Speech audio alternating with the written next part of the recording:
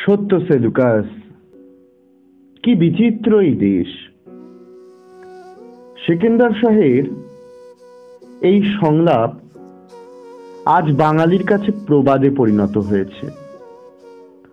সত্যিই তো, কি বিচিত্র আমাদের এই দেশ।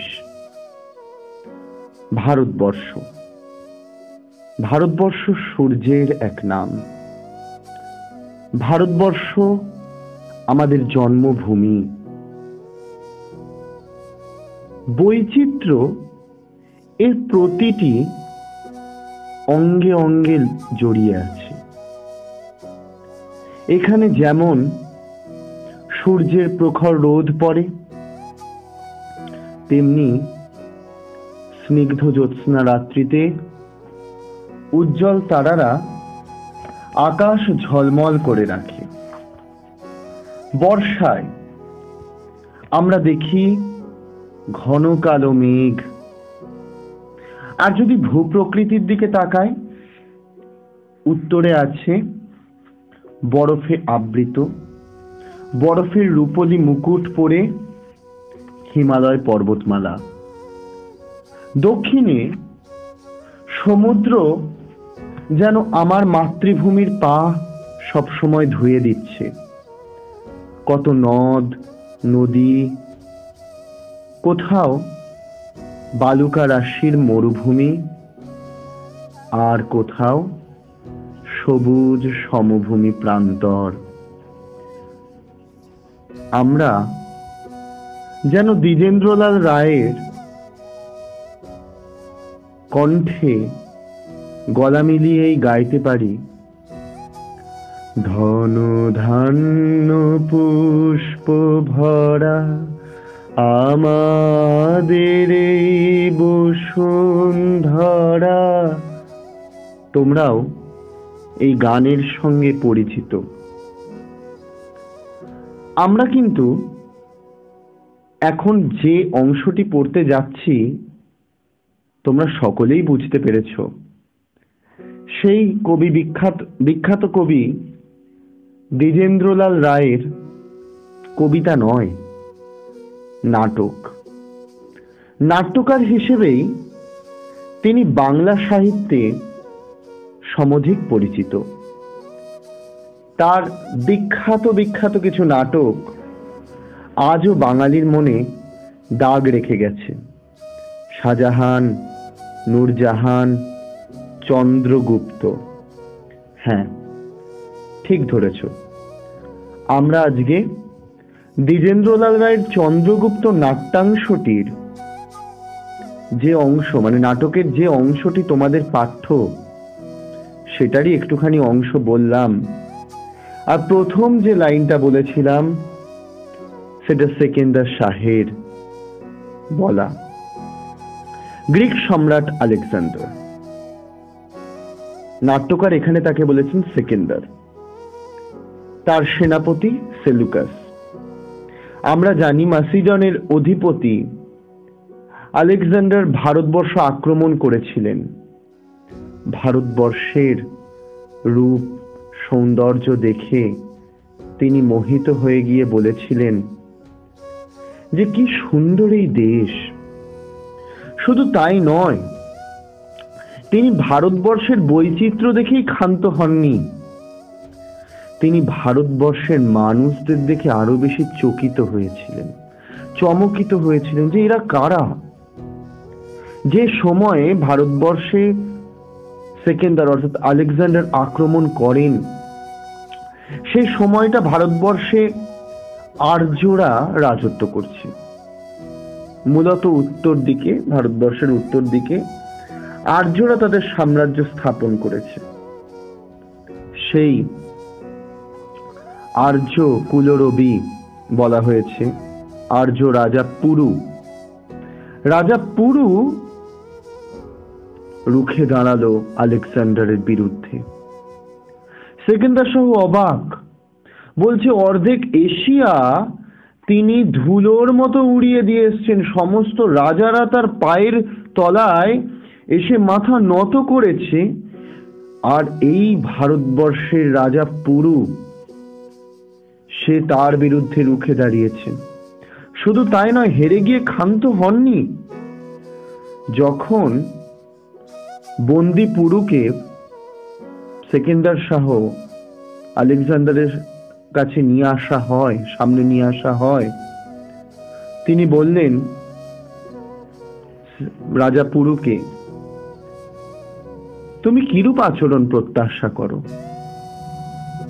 আর আমরা সকলেই এই নাটকটা পড়লেই জানতে পারবো তিনি নিষ্কম্প স্বরে, মানে কোন রকম গলা না কাঁপিয়ে, এত বড় রাজার সামনে কোন রকম গলা না কাঁপিয়ে বললেন একজন রাজার প্রতি রাজার আচরণ।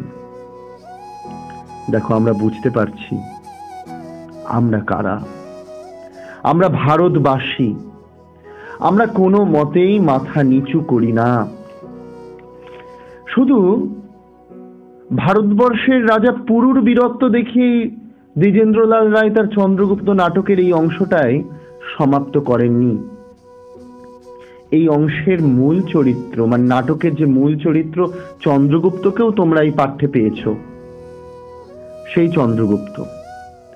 চন্দ্রগুপ্ত মৌর্য সাম্রাজ্যের প্রতিষ্ঠাতা, যে তার হারিয়ে যাওয়া রাজ্য পুনরুদ্ধারের জন্য গ্রিক সেনাপতি সেলুকাসের কাছে গিয়েছিলেন। গ্রিক যে রণনীতি, সেই রণনীতি সারা পৃথিবীকে একদম গ্রাস করছে, সারা পৃথিবীতে সাম্রাজ্য স্থাপন করছে। চন্দ্রগুপ্ত মনে করলেন যে একমাত্র সাম্রাজ্য স্থাপন করতে গেলে গ্রিক রণনীতিকে জানতে হবে।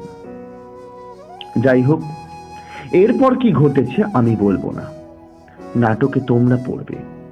শুধু এটুকুই বলবো, চন্দ্রগুপ্ত মৌর্য সেও ভারতীয় হয়ে সে কিন্তু এত বড় সম্রাটের সামনে মাথা নোয়ায়নি। কি বলেছেন তিনি? নাটক পড়ো, নাটক পড়লে তোমরাও বুঝতে পারবে। দ্বিজেন্দ্রলাল রায় 1911 সালে চন্দ্রগুপ্ত নাটকটি লেখেন। আমরা সবাই জানি 1911 তখন ভারতবর্ষ ইংরেজদের কাছে পরাধীন। আমরা পরাধীন ভারতবাসী, ইংরেজদের অত্যাচারে জর্জরিত ভারতবর্ষের মানুষ, ভারতবর্ষের তরুণ সম্প্রদায় লড়াইয়ে নেমেছে ইংরেজদের বিরুদ্ধে। আমরা চাই না ইংরেজদের রাজত্ব, আমরা স্বাধীনতা চাই। কিন্তু এই স্বাধীনতার পথ অত সোজা নয়। আমাদের সবাইকে বুক চিতিয়ে লড়াই করতে হবে। আর সেই জন্যই সেই সময়কার কবি, সাহিত্যিক, নাট্যকাররা আমাদের অনুপ্রেরণা দিয়েছে। দ্বিজেন্দ্রলাল রায় 1911 সালে চন্দ্রগুপ্ত নাটক লিখে ভারতীয়দের প্রাচীন বীরত্ব গাথার পরিচয় দিয়েছেন।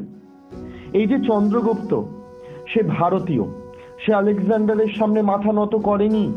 সে বলেছে যে মহারাজ, আমায় যদি বধ করতে হয়, আমায় যদি বন্দি করতে হয়, তাহলে তাকে বধ করতে হবে, অর্থাৎ তাকে যুদ্ধে হারিয়েই তবে তাকে বন্দি করতে হবে।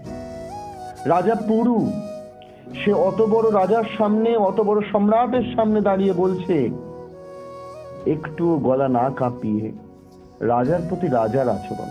আমিও রাজা, আপনিও রাজা, সুতরাং আপনার কাছে আমি রাজার মতোই আচরণ প্রত্যাশা করি। সুতরাং আমাদের ভারতবর্ষের মানুষ, আমরা ভারতবাসী কোনো অংশে পিছিয়ে নই। আমরাও ইংরেজ শক্তির বিরুদ্ধে আমাদের বীরত্বকে জাগিয়ে তুলতে পারি। এইভাবেই নাটকটি একটি সুন্দর পথ সেই সময় মানুষদের দেখিয়েছিল। নাটকটি খুব ভালো করে পড়বে, বারবার পড়বে। অনেক কঠিন শব্দে তোমরা হোঁচট খেতে পারো, কিন্তু এই নাটকে ঠিক যে কথায় বলা হয়েছে, কোনো বাধায় ভারতীয়দের কাছে বাধা নয়, সুতরাং আমাদের শিক্ষার্থীদের কাছেও কোনো বাধায় বাধা নয়। তবুও তোমাদের সাহায্যের জন্য আমি একটা ওয়ার্কশিটে কিছু শব্দ দিয়েছি, তার অর্থ দিয়েছি, আর তার সাথে সাথে তোমাদের বইয়েরও পিছনে কিছু অর্থ আছে। এই অর্থগুলোর সাহায্য নাও, নাটকটা পড়ো, খুব মন দিয়ে পড়ো, চরিত্রগুলোকে বোঝার চেষ্টা করো। আর নাটক মানে সংলাপ, একটা সংলাপের পর আর একজন সংলাপ বলছে, নিজে নিজে অভিনয় করো। তোমরা তো ইতিহাস পড়ছো, ভারতবর্ষের স্বাধীনতার ইতিহাস পড়ছো, সেই ইতিহাস থেকেও কাহিনী নাও, নিয়ে তোমরা নিজেরাই এরকম ছোট ছোট সংলাপ দিয়ে নাটক লেখার চেষ্টা করো। নাটকে কথার উক্তি প্রত্যুক্তি কিভাবে হচ্ছে এটাও শেখার বিষয়। তোমরা চেষ্টা করো, ঠিক পারবে। তাহলে আজকে এই পর্যন্ত। তোমরা ভালো করে নাটক পড়বে, এরকম নাটক লিখবে, নাটকের স্টাইলকে আয়ত্ত করবে, এবং এরকমই ঐতিহাসিক নাটক তোমরা ছোট্ট ছোট্ট নাটক লিখে ফেলবে। ঠিক আছে?